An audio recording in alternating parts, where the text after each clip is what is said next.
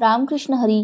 श्री स्वामी समर्थ. मित्रांनो, कितीही वाईट परिस्थिती आली तरी चालेल, परंतु माहेरहून या 3 गोष्टी चुकूनही आणू नका. नमस्कार मित्रांनो, आजची कथा ही विवाहित महिलांसाठी खूपच माहितीपूर्वक आणि शिक्षाप्रद आहे. ज्यामध्ये आज मी तुम्हाला सांगणार आहे की जर तुम्ही माहेरहून सासरी जात असाल तर या 3 गोष्टी कधीही माहेरहून सासरी घेऊन जाऊ नका. चुकूनही या 3 गोष्टी घेऊन जाऊ नका, अन्यथा तुमच्या नवऱ्यावर आकस्मिक संकट येऊ शकतं, नवरा आजारी पडू शकतो किंवा धनाचा नाशसुद्धा होऊ शकतो. आता या 3 गोष्टी कोणत्या आहेत ज्या कधीही माहेरहून सासरी घेऊन जाऊ नये ते आपण या कथेमार्फत जाणून घेणार आहोत. तुम्हाला माझी नम्र विनंती आहे की तुम्ही ही कथा शेवटपर्यंत पहा, कारण ही कथा जर लक्षपूर्वक शेवटपर्यंत ऐकली, व्यवस्थित समजून घेतली आणि या कथेमध्ये सांगितलेल्या गोष्टी तुम्ही तुमच्या जीवनात आचरणात आणल्या तर मला खात्री आहे की तुमच्या घरावर कोणत्याही प्रकारचे संकट येणार नाही. तुमचा नवरा तुमच्यासोबत कधीही भांडण करणार नाही. तुमचा नवरा तुमच्यावर नेहमी प्रेम करेल. अशी कथा तुम्हाला शिकवण देऊन जाणार आहे. तर चला सुरुवात करूया आजच्या आपल्या या ज्ञानवर्धक कथेला. पण त्याआधी माझी तुम्हाला नम्र विनंती आहे की कृपया तुम्ही चॅनेलवरती नवीन असाल तर सबस्क्राईब करा आणि व्हिडिओला एक लाईक करून कमेंटमध्ये श्री स्वामी समर्थ नक्की लिहा. मित्रांनो, एका गावामध्ये एक श्रीमंत शेठ राहत होता. त्या शेठला एक मुलगी होती. शेठ त्याच्या मुलीवर खूप प्रेम करायचा. तो स्वतःच्या जीवापेक्षा आपल्या मुलगीला जास्त जपायचा आणि असं म्हणतात सुद्धा मुलीवर तिचे वडील अत्यंत प्रेम करत असतात. मित्रांनो, तो शेठ आपल्या मुलीची कोणतीही इच्छा असेल तर ती ताबडतोब पूर्ण करत असे. देवाकडे मागितल्यावर सुद्धा थोडा वेळ लागेल, परंतु तो शेठ त्याच्या मुलीची इच्छा क्षणात पूर्ण करायचा. मुलीची कोणतीही इच्छा असो, काहीही हट्ट करू द्या, शेठ मुलीची इच्छा पूर्ण करत असे. मित्रांनो, माझी तुम्हाला एक विनंती आहे, तुम्ही तुमच्या मुलांवर खूप प्रेम करा, खूप लाड करा, परंतु लक्षात ठेवा मित्रांनो, इतकं प्रेम तुम्ही तुमच्या मुलांवर करू नका ज्यामुळे तुमच्या मुलांचे भविष्य धोक्यात पडेल. तुम्ही या गोष्टीचे भान ठेवा की तुमच्या मुलीला दुसऱ्यांच्या घरी जायचं आहे, त्यामुळे मुलीच्या स्वभावाकडे बिलकुल दुर्लक्ष करू नका. वास्तविक पाहता 90% सासरचे लोक वाईट नसतात, 90% आपल्या मुलीचा स्वभाव चांगला नसतो. त्यामुळे या गोष्टीचा तुम्ही व्यवस्थित विचार करा. तुम्ही तुमच्या मुलीवर अति जास्त लाड प्रेम करू नका ज्यामुळे ती हट्टी बनेल. लहान मोठ्यांमधील अंतर, सन्मान ती विसरून जाईल, मान मर्यादा ती विसरून जाईल. ती हे विसरेल की मी एक भारतीय स्त्री आहे. तुम्ही इतकंही लाड किंवा प्रेम देऊ नका की नंतर तुम्हाला या गोष्टीचा पश्चाताप करावा लागेल. मित्रांनो, तो शेठ त्याच्या मुलीवर खूप प्रेम करायचा. इतकं प्रेम करायचा की ती मुलगी अति लाडामुळे अत्यंत हट्टी बनली. वेळोवेळी ती सारखं भांडण करायची, कोणासोबतही भांडण करायची. लक्षात ठेवा मित्रांनो, मुलगी लढाऊ नाही पाहिजे तर काळजी घेणारी पाहिजे. शेठच्या प्रेमामुळे, अति लाडामुळे त्याची मुलगी हट्टी स्वभावाची झाली. सकाळी उशिरा उठत असे, कोणी काहीही बोललं तर त्याला उलट उत्तर करायची, रागाने त्याच्यासोबत बोलत असे. एक लक्षात ठेवा मुलींनो, तुमचा हा राग, तुमची ही चिडचिड, तुमचा हट्टीपणा तुमचे आईवडील सहन करतात, परंतु सासरी गेल्यानंतर सासरचे लोक ते सहन करत नाही. म्हणून तुम्ही लक्षात ठेवा, तुमच्या आईवडील तुमच्या सर्व इच्छा पूर्ण करतील, तुमच्या मनाप्रमाणे तुम्हाला वागवतील, परंतु जेव्हा तुम्ही लग्न करून सासरी जाल तेव्हा तुमच्या ह्या वाईट सवयी सासरी कोणीही सहन करणार नाही. मित्रांनो, ती मुलगी तिच्या आयुष्यामध्ये आता खूपच गर्विष्ठ झाली होती. मुलीची आई मुलीच्या वडिलांना म्हणजेच त्या शेठला समजावते, हे बघा, तुम्ही मुलीचे अति लाड करू नका. आता ती खूपच हट्टी झाली आहे. सर्वांना उलट उत्तर करत असते. तेव्हा शेठ म्हणाला, आता लहान आहे, मोठी झाल्यावर सर्व ठीक होईल. तेव्हा शेठची बायको म्हणाली, लहान आहे असं म्हणून सोडून देऊ नका. तुमचा हा हलगर्जीपणा, तुमचे हे अति लाड आपल्या मुलीचे आयुष्य उद्ध्वस्त करतील. मित्रांनो, मी तुम्हाला एक नम्र विनंती करते, कारण की तुम्ही तुमच्या मुलीची प्रत्येक मागणी पूर्ण करता. त्यावेळेला तुमची मुलगी आनंदी होते, परंतु तिला ही सवय कायमची लागून जाते व नंतर तिला आयुष्यभर अश्रू ढाळत राहावे लागते. आणि म्हणूनच लक्षात ठेवा, मुलीचे संगोपन करणे हे एका संताच्या तपश्चर्येप्रमाणेच आहे. हळूहळू ती मुलगी मोठी झाली आणि जेव्हा मुलगी मोठी होते तेव्हा वडिलांना एकच चिंता असते की माझ्या मुलीचे लग्न करावे. माझ्या मुलीचे चांगल्या ठिकाणी लग्न लावून दिले तर मी या जबाबदारीतून मुक्त होऊ शकेल. एक चांगला असा परिवार शोधून वडिलांनी त्याच्या मुलीचे लग्न लावून दिलं. लग्न झालं. आता ती मुलगी तिच्या सासरी गेली. जेव्हा मुलगी सासरी गेली आणि सासरी जाऊन तिला 8 दिवसही झाले नव्हते, तेवढ्यातच तिने वडिलांना फोन केला. वडिलांनी फोन उचलला. म्हणाले, मुली, सांग, कशी आहेस? मुलगी म्हणाली, कशी आहे ते विचारू नका, मी इथे खूपच त्रास सहन करत आहे. वडिलांनी विचारले, मुली, 8 दिवसातच तुझी अशी अवस्था कशी झाली आहे? मुलगी म्हणाली, हो हो, मी इथे 1 मिनिटही थांबू शकत नाही. तुम्ही आत्ताच इथे या आणि मला घरी घेऊन चला. मी या नरकात राहू शकत नाही. वडील म्हणाले, अगं, 8 दिवसातच असं काय घडलं? तू असं का म्हणत आहेस? मुलगी म्हणते, सर्व काही व्यर्थ आहे. जर तुम्हाला मला जिवंत बघायचे असेल तर तुम्ही आत्ताच्या आत्ता इकडे या. जसे आहात त्या अवस्थेत या आणि मला घेऊन चला. वडील म्हणाले, मी तर खूप चांगलं कुटुंब पाहिलं होतं. खूप जास्त हुंडासुद्धा दिला होता. सर्व काही दिलं होतं. त्यानंतर धूमधडाक्यात तुझं लग्न लावून दिलं. पूर्ण नगरामध्ये असं लग्न कोणीही लावून दिलं नव्हतं. आणि आता फक्त 8 दिवसामध्येच तू असं का म्हणत आहेस? मुलगी म्हणाली, मी फोन ठेवत आहे. तुम्ही लवकर इकडे या आणि मला माहेरी घेऊन चला. जर तुम्हाला मला जिवंत पाहायचे असेल तर लवकरात लवकर येऊन मला इथून घेऊन चला. जर तुम्ही उशीर केलात तर तुम्ही तुमच्या मुलीचा चेहरा पाहू शकणार नाही. अखेर तो बाप काय करू शकत होता? अखेर नाईलाजाने तो शेठ मुलीच्या सासरी गेला. तिथे गेल्यावर कोणीही शेठशे बोलले नाही किंवा कोणीही शेठला काहीच विचारलं नाही. मुलीचे सासू सासरे बाहेर निघून गेले. मुलीच्या दिराने शेठकडे दुर्लक्ष केले. शेठ विचार करू लागला, 8 दिवसामध्येच असं काय घडलं आहे की माझ्यासोबत कोणी बोलायलाही तयार नाही. एक गोष्ट लक्षात ठेवा मुलींनो, मुलींच्या गैरवर्तनामुळे सासरी तुमच्याच आईवडिलांचा अपमान होतो आणि जर वर्तवणूक चांगली असती तर त्याच आईवडिलांचा खूप मान सन्मान तुमच्या सासरी केला जातो. शेठ मुलीच्या खोलीत गेला आणि जाऊन मुलीला म्हणाला, मुली, काय झालं आहे? तेव्हा मुलगी म्हणाली, तुम्ही या घरातील पाणीसुद्धा पिऊ नका. तुम्ही ताबडतोब चला. मला इथे गुदमरायला होतंय. मला एक क्षणही इथे राहायचं नाही. तेव्हा शेठ म्हणाला, मुली, थांब, मी तुझ्या सासूला विचारतो.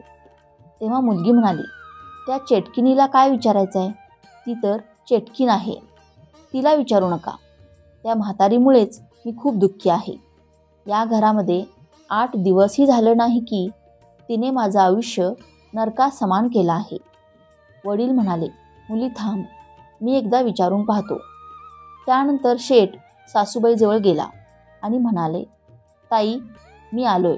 तेव्हा सासू म्हणाली, हो हो, मी पाहिले, तुम्ही आलात, तर यामध्ये आश्चर्याची काय गोष्ट आहे? वडिलांनी विचार केला, हे असं का बोलत आहेत? वडील म्हणाले, ताई, मी माझ्या मुलीला घेऊन जाण्यासाठी आलो आहे. तेव्हा सासू म्हणाली, ठीक आहे, आत्ताच्या आत्ता तुमच्या मुलीला घेऊन जा. तुम्ही आम्हाला अशी मुलगी दिली आहे की जिने आम्हाला अगदी हैराण करून सोडले आहे. ही सकाळी 8 वाजता उठते आणि घरातील कुठलीही कामं करत नाही. हिला आयतं जेवण हवं असतं आणि जर कोणी काही बोललं तर उलट उत्तर करायला सुद्धा मागे पुढे पाहत नाही. अशी मुलगी तुम्ही आम्हाला दिली आहे. तुम्ही आत्ताच्या आत्ता तुमच्या मुलीला घेऊन जा आणि हुंड्यामध्ये जे काही पैसे दिले आहेत ते सुद्धा घेऊन जा. आम्हाला तुमचा हुंडा नको आणि तुमची मुलगीसुद्धा नको. मित्रांनो, सासूबाईंचे हे असं बोलणं ऐकल्यामुळे मुलीच्या वडिलांची मान खाली झाली. शेवटी शेठ त्याच्या मुलीला घेऊन घराच्या दिशेने निघाला. जाताना शेठ म्हणाला, ताई, मी 10-15 दिवसामध्ये हिला पाठवून देतो. तेव्हा सासूबाई म्हणाली, नको नको, हिला पाठवू नका, तुमच्याकडेच ठेवा. हिच्यासाठी आमच्या घराचे दरवाजे आता कायमचे बंद झाले आहेत. शेठला समजलं की नक्कीच काहीतरी गडबड आहे. मुलीला गाडीत बसवलं व त्यानंतर ते घराच्या दिशेने निघाले. रस्त्यामध्ये शेठ त्याच्या मुलीला विचारू लागला, एक गोष्ट सांग मुली, हे वातावरण कसं तयार झालं? मुलगी म्हणाली, बाबा, तुम्ही कोणासोबत माझं लग्न लावून दिलं? यापेक्षा तर मी कुमारी राहिले असते तर ते चांगलं झालं असतं. शेठ म्हणाला, मुली, तू काळजी करू नकोस, मी तुझ्यासोबत आहे. सर्व काही अगदी ठीक होईल. मला एक गोष्ट सांग, तुझ्या सासरची माणसं कशी आहेत? तुझं सासर कसं आहे? तेव्हा मुलगी म्हणाली, बाबा, तुम्ही पाहिलंत ना, अगदी नरकासमान सासर आहे माझं. माझी सासू चेटकीन आहे. माझा सासरा राक्षसा समान आहे. माझा दीर हा एक नंबरचा मूर्ख आणि धूर्त प्रकारचा माणूस आहे. दिवसभर फक्त उनाडक्या करत असतो, गावभर फिरत असतो. नणंद एक नंबरची आग लावी आहे. तिच्यासारखी बाई मी पूर्ण आयुष्यात नाही पाहिली. वडील म्हणाले, मुली, तुझा नवरा कसा आहे? मुलगी म्हणाली, माझा नवरा तर साक्षात यमराज आहे. वडील विचार करू लागले की नवरा यमराज आहे, सासरा राक्षस आहे, सासू चेटकीन आहे, दीर मूर्ख आणि उनाड आहे, नणंद आग लावी आहे. त्यानंतर वडिलांनी मुलीला विचारलं, मुली, तुझे शेजारी कसे आहेत? तेव्हा मुलगी म्हणाली, खूप बदमाश आहेत. वडिलांनी विचार केला, एक माणूस चुकीचा असू शकतो, दोघे चुकीचे असू शकतात, परंतु सासरचे सर्वच लोक चुकीचे कसे काय असू शकतात? सासरचेच लोक सोडा, पण शेजारचे लोकसुद्धा चुकीचे आहेत. मित्रांनो, मुलीचे वडील जरा समजूतदार होते. वडिलांनी विचार केला की दोष सासरच्या लोकांमध्ये नाही, तर दोष माझ्या मुलीमध्येच आहे. नक्कीच हिनेच काहीतरी भांडण केलेले दिसत आहे. मुलगी म्हणाली, बाबा, मी आता सासरी कधीच जाणार नाही. तेव्हा वडील म्हणाले, ठीक आहे मुली, तू सासरी कधी जाऊ नकोस. तुझ्या वडिलांचे घर आहे. तुला जितका वेळ हवा आहे तितका वेळ तू माहेरी राहा. आपल्या घरी तुला कोणत्याही गोष्टीची कमतरता भासणार नाही. जेव्हा शेठ मुलीला घेऊन घरी पोहोचला तेव्हा शेठच्या मुलाच्या बायकोने पाहिलं की नणंदबाई घरी आली आहे. तेव्हा ती विचार करू लागली की नक्कीच ही आता इथेच राहण्यासाठी आली आहे. मित्रांनो, लक्षात ठेवा, जेव्हा तुम्ही 4 दिवसासाठी माहेरी जाता तेव्हा वहिनी तुमचा आदर सत्कार ठेवते, परंतु जेव्हा तुम्ही रोजच जायला लागता तेव्हा तुमची वहिनीसुद्धा म्हणते की खूप झालं ताई, आता बास झालं. आणि तेच झालं.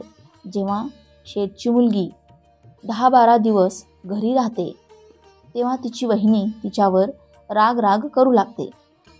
सुरुवातीला तर शेठच्या मुलीला काहीच काम करायला सांगत नव्हती, परंतु आता मात्र वहिनी शेठच्या मुलीला खूप सारी कामं करायला सांगते. तिच्याशी नीट बोलत नसते. तेव्हा शेठची मुलगी म्हणते, वहिनी, तू माझ्यासोबत असं का वागतेस? आधी तर तू खूप प्रेमाने वागायची, परंतु आता तुला काय झालं आहे? तेव्हा शेठची सुनबाई म्हणते, आधी हे घर तुझं होतं, परंतु तुझं आता लग्न झालं आहे आणि तुझं सासर म्हणजे तुझं घर आहे. परंतु तू आता इथं सासर सोडून इकडे आली आहेस, त्यामुळे आता तुला इथं आरामात बसून खायला मिळणार नाही. मुलगी विचार करू लागली की वहिनीचा स्वभाव अचानकच बदलला आहे. मित्रांनो, एक गोष्ट लक्षात ठेवा, मुलगी जर माहेरी अधिक काळ राहत असेल तर तिचा मान सन्मान कमी होत असतो. परंतु तीच मुलगी जर सासरी राहत असेल, माहेरी फक्त 1 ते 2 दिवसासाठी किंवा काही कार्यक्रमासाठी काही काळासाठी जात असेल तर तिच्या सन्मानामध्ये भर पडत असते. उठसूट माहेरी जाणाऱ्या मुलीचा मान सन्मान कमी होणारच आहे. अचानक वहिनीचा बदललेला स्वभाव पाहून शेठच्या मुलीला खूपच टेन्शन येऊ लागलं. आता तर गावातील लोकसुद्धा शेठच्या मुलीला विचारू लागले होते की तुझ्या सासरची लोक तुला न्यायला येत नाहीत का? जी पण मैत्रीण तिला भेटायची तिला विचारायची, तू बरेच दिवस झालं इकडेच राहतेस, भाऊजी तुला न्यायला येत नाहीत का? आता ती मुलगी कुठेही जायची, लग्नाला जायची, मंदिरात जायची, बाजारात जायची, जो पण तिला ओळखीचा भेटायचा तो फक्त विचारायचा की नवरा तुला नेण्यासाठी येत नाही का? तुला सोडून दिला आहे का? मुलगी विचार करू लागली, मी सासरी होते तेच बरे होते, इकडे येऊन जगणे तर आणखीनच कठीण झाले आहे. मला तर आता सर्वजण कुठेही फक्त हेच विचारत असतात की नवरा तुला न्यायला येत नाही का? फक्त लोकांना ह्याच गोष्टीची काळजी आहे की आमच्यामध्ये भांडण चालू आहे का? मुलगी विचार करू लागली, मी तर एका मोठ्या संकटात सापडले आहे. सर्वत्र आता फक्त हीच चर्चा लागली होती की शेठची मुलगी माहेरीच राहत आहे, ती तिच्या सासरी जात नाही. लोक असे सुद्धा म्हणायचे की त्या मुलीचा स्वभावच तसा होता, ती प्रत्येकाला उलट उत्तर करायची, खूप फटकळ तोंडाची होती, त्यामुळेच तिच्यासोबत हे असं झालं आहे. मित्रांनो, एके दिवशी शेठने पाहिलं की त्यांची मुलगी उदास बसलेली आहे. तेव्हा शेठने मुलीला विचारलं, मुली काय झालं? तेव्हा मुलगी म्हणाली, काय सांगू बाबा, ते माझं सासर तर अगदी नरकासमान आहेच, परंतु मला वाटलं मी माहेरी आनंदाने राहीन, परंतु लग्नानंतर मी माहेरी आले, इथे माझी सर्व इज्जत संपली आहे. जो माझ्याकडे पाहतो तो फक्त संशयाच्या नजरेने पाहत असतो. ज्याच्यासोबत ही मी बोलायला जाते त्याचा पहिला प्रश्न हाच असतो की भाऊजी कुठे आहेत? सासरची माणसं कुठे आहेत? भाऊजी तुला न्यायला येत नाहीत का? या सर्व प्रश्नांनी मला हैराण करून टाकले आहे. यापेक्षा तर चांगलं हेच असतं बाबा की माझं लग्नच झालं नसतं. तेव्हा मुलीचे हे बोलणे ऐकल्यानंतर शेठ म्हणाले, मुली तू एक काम करशील का? आपल्या नगरामध्ये एक महाराज आले आहेत, ते खूप ज्ञानी संत आहेत. मी तुझ्या बाबतीत त्यांच्यासोबत बोललो आहे आणि तुझी सर्व परिस्थिती ऐकल्यानंतर त्या महाराजांनी मला एक मंत्र दिला आहे. महाराजांनी मला सांगितलं आहे की जर तुमच्या मुलीने या मंत्राचा जप 6 महिने केला तर सासरची लोक तिच्या मुठीत असतील. मुलगी म्हणाली, हे खरं आहे का बाबा? तेव्हा वडील म्हणाले, हो हो, हे अगदी खरं आहे. मित्रांनो, मुलीची तर हीच इच्छा होती की मी सासरी गेल्यानंतर तिकडची राणी व्हावी, सर्व काही माझ्या हातात यावे, सर्व लोक माझ्या इशाऱ्यावर काम करावे. त्या मुलीला फक्त आयुष्यामध्ये आराम हवा होता, बाकी काहीच नको. वडील म्हणाले, मुली 6 महिन्यात तुझ्या सासरच्या लोकांचे सासरचे पूर्ण वातावरण बदलून जाईल. तुला सासरी जायचं आहे का?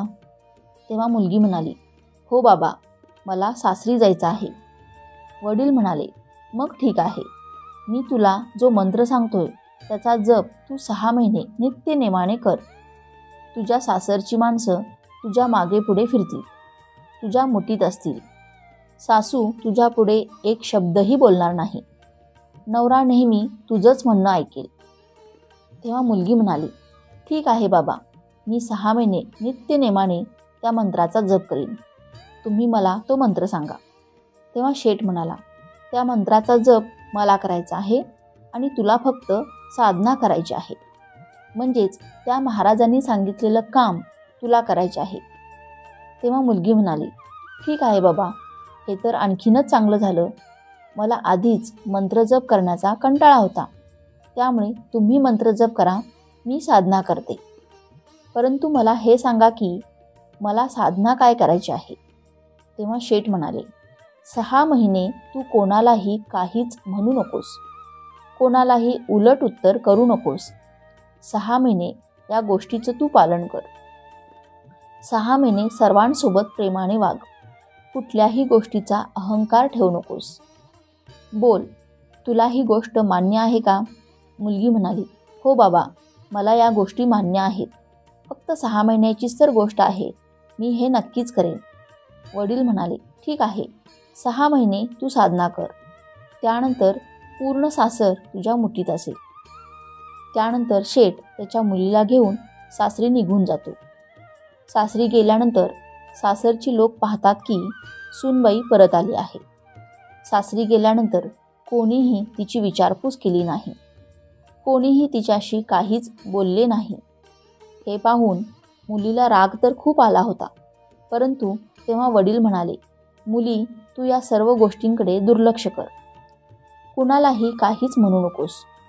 तू तुझ्या साधनेकडे लक्ष दे. मित्रांनो, शेठ मुलीच्या सासूजवळ जाऊन बोलतो, ताई, मी तुमच्या सुनेला घेऊन आलो आहे. तेव्हा सासू म्हणाली, तुम्ही हिला का घेऊन आला आहात. ही तर आमचं घर उद्ध्वस्त करण्यासाठी आली आहे. तुम्ही हिला इथून घेऊन जा. आम्हाला हिची काहीच गरज नाही. तेव्हा शेठ हात जोडून मुलीच्या सासूला म्हणतो, ताई, हिला एक संधी द्या. कारण एक चूक तर प्रत्येकाची माफ केली जाते. एकदा संधी तर प्रत्येकाला दिली जाते. तेव्हा सासूबाई म्हणाली, ठीक आहे भाऊ, जर तुम्ही इतकेच म्हणत आहात तर ठीक आहे. त्यानंतर शेठ त्याच्या मुलीला समजावून तिथून निघून जातो. शेठ मुलीला सांगतो, माझं बोलणं लक्षात ठेव. 6 महिने तू कोणालाही काहीच बोलू नकोस. कोणीही तुझ्यासोबत कसाही वागू दे, कशाही स्वरात बोलू दे, रागात बोलू दे किंवा तुझ्यासोबत भांडण करू दे, परंतु तू त्याला 6 महिने काहीच उत्तर देऊ नको. शेठ आपल्या मुलीला इतकं सांगून त्यांच्या घरी निघून जातो. पुढच्या दिवशी सकाळी सूनबाई सासूबाईंच्या जवळ जाते व त्यांच्या चरणांना स्पर्श करते आणि म्हणते, आई, तुम्ही मला आशीर्वाद देणार नाही का. सासूबाई आधीपासूनच खूप रागात भरलेली होती. परंतु सूनबाईंनी जेव्हा पायांना स्पर्श केला आणि म्हणाली, आई, आशीर्वाद द्या, तेव्हा सासूबाईंना एकदमच धक्का बसला. सासूबाई विचार करू लागली, हिने माझ्या पायांना स्पर्श केला आणि ही माझ्याकडे आशीर्वाद मागत आहे. ही उलट गंगा कशी वाहू लागली. ही आमची तीच सूनबाई आहे ना, जी मला उलट उत्तर करायची, मला चेटकीन म्हणायची. परंतु आज ही माझ्या पायाला स्पर्श करून माझे आशीर्वाद मागत आहे. सूनबाई म्हणाली, आई, जर माझ्याकडून काही चुका झाल्या आहेत तर त्या तुम्ही पोटात घ्या. मला माफ करा. आजपासून मी कोणतीही चूक करणार नाही. आत्तापर्यंत माझ्या ज्या काही चुका झाल्या आहेत त्या तुम्ही पोटात घ्या आणि मुलगी समजून माफ करा आणि मला आशीर्वाद द्या. मित्रांनो, म्हणतात ना की सासूबाईंना आणखीन काय हवं आहे. सूनबाई सासूबाईंच्या चरणामध्ये माथा ठेवत असेल आणि म्हणत असेल की, आई, मला आशीर्वाद द्या. सासूबाईंचं मन अगदी प्रफुल्लित होतं आणि सूनबाईला सर्व काही द्यायला ती तयार होते. इतक्यातच मित्रांनो, सासूबाईंनी सूनबाईला आशीर्वाद दिला. त्यानंतर सूनबाई तिथून उठते आणि स्वयंपाकघरामध्ये जाऊन जेवण बनवू लागते. तेव्हा स्वयंपाकघरातून भांड्यांचा आवाज येऊ लागला. तेव्हा सासूबाई तिच्या मुलीला म्हणाली, पोरी, जाऊन बघ, स्वयंपाकघरामध्ये मांजर तर आली नाही ना, कारण भांड्यांचा आवाज येत होता. तेव्हा मुलीने सांगितले तुझी सूनबाई आहे, तुझी सूनबाई जेवण बनवत आहे. मित्रांनो, शेठच्या मुलीने अन्न शिजवले आणि सासूबाईंना वाढले. सूनबाईंनी जेवण बनवले हे पाहून सासूबाई खूपच खुश झाली. इतक्यातच सासरा घरी येतो. तेव्हा शेठची मुलगी सासऱ्यांच्या पाया पडते आणि म्हणते, बाबा, जर माझ्याकडून काही चूक झाली असेल तर मला माफ करा. व त्यानंतर सूनबाई सासऱ्यांसाठी जेवणाचे ताट घेऊन येते. सासरा हा सर्व प्रकार पाहतच असतो. तो विचार करत असतो की आमचीच सूनबाई आहे का, जी आम्ही एक शब्द जरी बोललो तरी आम्हाला उलट उत्तर करत असे, परंतु आज ती माझ्या पायांना स्पर्श करत आहे, माझ्या पाया पडत आहे. मित्रांनो, सासऱ्याला दुसरं काय हवं असतं? त्याच्या मुलाने आणि सूनबाईने त्यांचा आदर सन्मान करावा, त्यांना वेळेवर जेवण पाणी द्यावे. यापेक्षा अधिक सासऱ्यांना दुसरं काहीच नको असते. मित्रांनो, आता शेठची मुलगी सकाळी लवकर उठू लागली होती. जी सकाळी 8 वाजता उठायची ती आता 6 वाजता उठू लागली होती. सर्व घरातील कामं आवरायची, नवऱ्याची सेवा करायची, दिराची काळजी घ्यायची, नणंदची सुद्धा काळजी घ्यायची, सर्वांना वेळेवर जेवण द्यायची. शेठच्या मुलीला वडिलांचे बोलणे चांगलेच लक्षात होते की कोणी कितीही काहीही बोलू द्या, कोणालाही उलट उत्तर करायचं नाही, सर्वांसोबत प्रेमाने वागायचं. जेव्हा आपण तिला कोणी काही बोलायचं तेव्हा तिला खूप राग यायचा, परंतु तेव्हा तिला वडिलांचे शब्द आठवायचे की तू साधनेचा भंग करू नकोस. मग 6 महिन्यानंतर सर्व लोक तुझ्या मुठीत असतील, तुझ्या मागे पुढे करत असतील. फक्त 6 महिन्याचीच गोष्ट आहे. त्यामुळे मुलगी विचार करायची की फक्त 6 महिन्याचीच तर गोष्ट आहे, त्यानंतर मी एकेकाला पाहून घेईन. अशाच प्रकारे शेठची मुलगी सर्वांची सेवा करत होती, सर्वांची काळजी घेत होती. आणि यातच 1 महिना पूर्ण झाला. तेव्हा सासूबाईंनी त्यांच्या सूनबाईला जवळ बोलावले आणि घराच्या सर्व चाव्या तिच्याजवळ दिल्या आणि म्हणाली, सूनबाई, तू माझी सूनबाई नसून माझी मुलगी आहेस. तुझ्या रूपाने माझ्या घरात आज लक्ष्मी आली आहे आणि म्हणूनच आजपासून घराची सर्व जबाबदारी मी तुझ्यावर सोपवते. शेठच्या मुलीने लगेचच त्या सर्व चाव्या स्वतःजवळ घेतल्या. मित्रांनो, एका सूनबाईला दुसरं काय हवं असतं? सूनबाई खूपच आनंदी झाली होती. सासूबाईंनी आपल्या मुलाला बोलावलं आणि सांगितलं की आजपासून तू जे काही पैसे कमावून आणशील ते सर्व तुझ्या बायकोकडे द्यायचे, कारण आता या घराची सर्व जबाबदारी तिच्यावर आहे. मित्रांनो, सासूबाईंचे हे बोलणे ऐकल्यामुळे शेठच्या मुलीला आनंदाच्या सीमा राहिल्या नाहीत. तिला आता वडिलांच्या बोलण्यावर विश्वास बसू लागला. ती विचार करू लागली की खरंच महाराजांनी सांगितलेल्या मंत्राचा फरक दिसत आहे. 1 महिन्यामध्येच सर्व काही माझ्या बाजूने घडताना दिसत आहे. वडिलांनी तर मला हेच सांगितलं होतं की 6 महिने लागतील, परंतु आता तर फक्त 1च महिना झाला आहे आणि 1 महिन्यातच परिणाम दिसत आहे. आता मी या घरची राणी बनली आहे. सर्व लोक माझ्यानुसारच वागत आहेत. त्यामुळे आणि मला दुसरे काय हवे होते? हेच तर हवं होतं. मित्रांनो, ती मुलगी आता खूपच खुश होती, परंतु तिच्या आत अजूनही राग भरलेला होता, कारण 6 महिन्यानंतर ती तिच्या सासरची लोक तिला जे काही बोलले त्याचा हिशेब चुकता करणार होती. त्यानंतर शेठची मुलगी वडिलांच्या सांगण्यानुसार खूप चांगल्या प्रकारे सासरच्या लोकांसोबत वागत होती.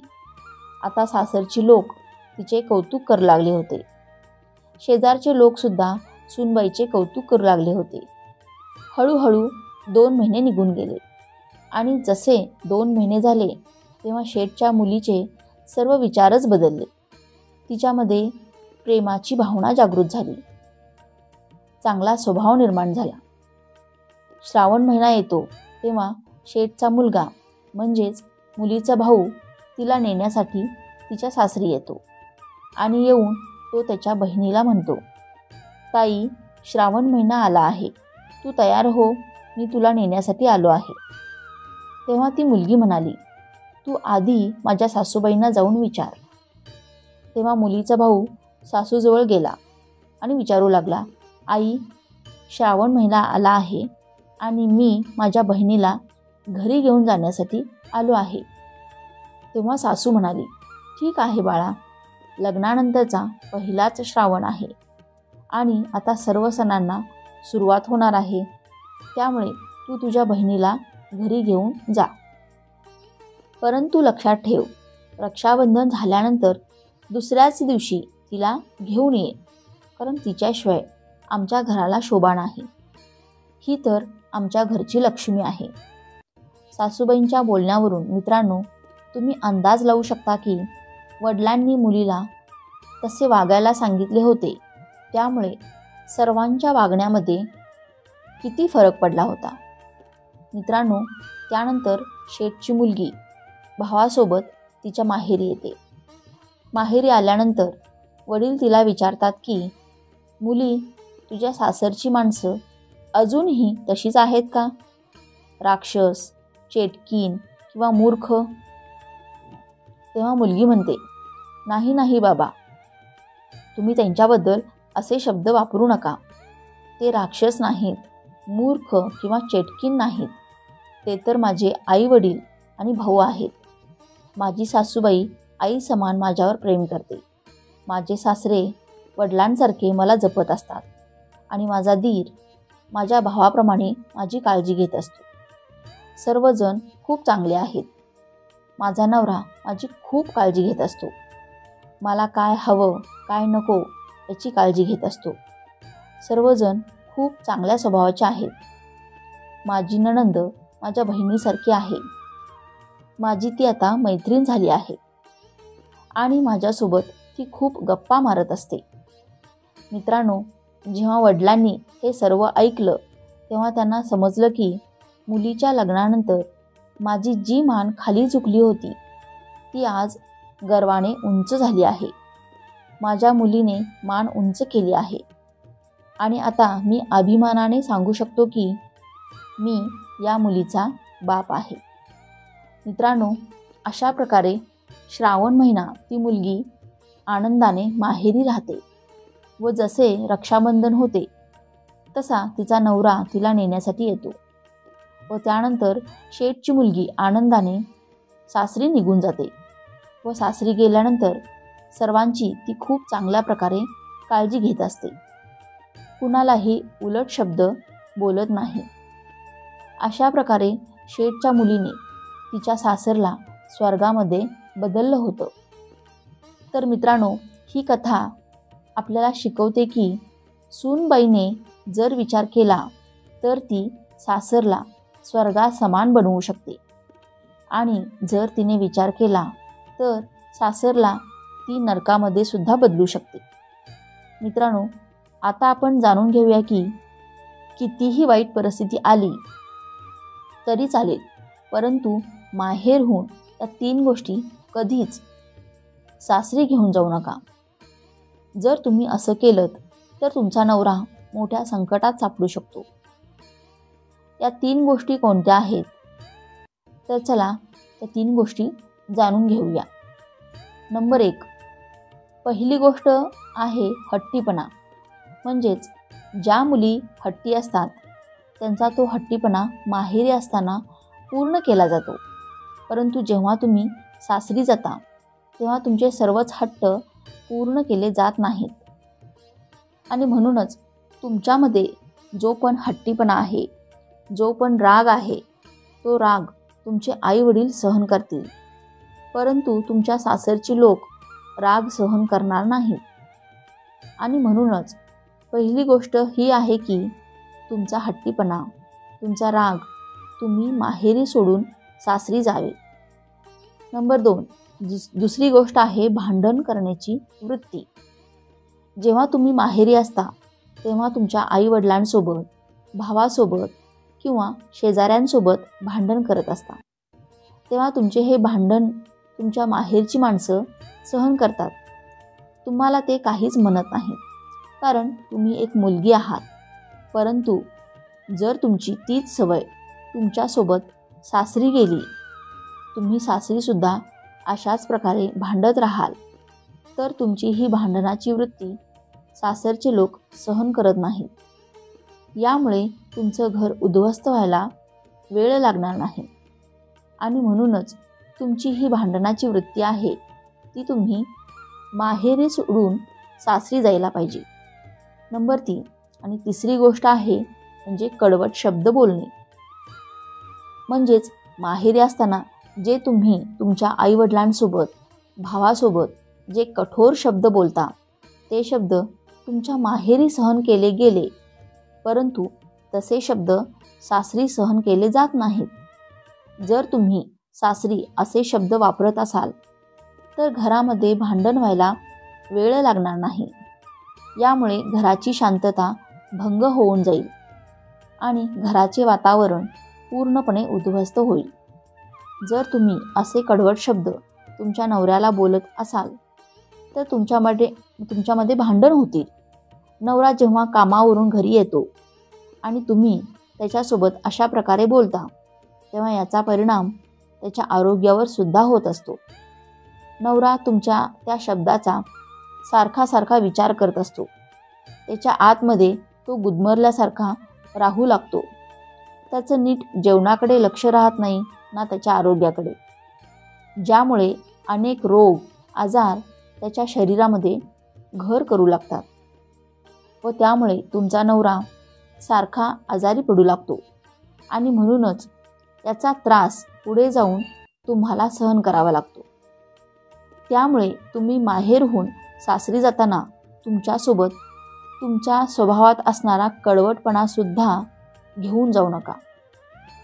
तर मित्रांनो, याच त्या 3 गोष्टी होत्या ज्या माहेरहून सासरी जाताना तुम्ही त्या कधीही घेऊन जाऊ नका. हा माहितीपूर्ण व्हिडिओ तुम्हाला आवडला असेल तर व्हिडिओला एक लाईक करा आणि चॅनेलला सबस्क्राईब करून आम्हाला प्रोत्साहित करा. तसेच हा व्हिडिओ संपूर्ण पाहिल्याबद्दल आपणा सर्वांचे मनपूर्वक आभार. धन्यवाद. श्री स्वामी समर्थ. रामकृष्ण हरी. जय श्री राम. जय श्री हनुमान. जय श्री कृष्ण. जय माता लक्ष्मी.